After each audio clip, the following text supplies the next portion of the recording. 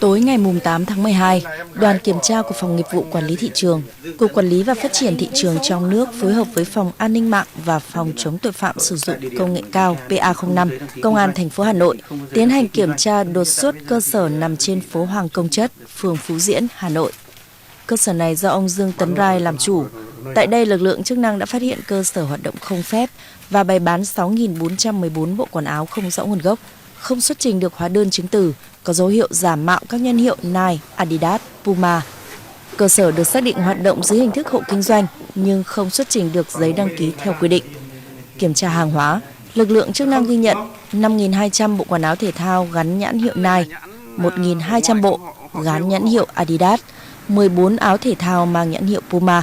Hiện vụ việc đang được các cơ quan chức năng tiếp tục xác minh, làm rõ để xử lý theo quy định của pháp luật.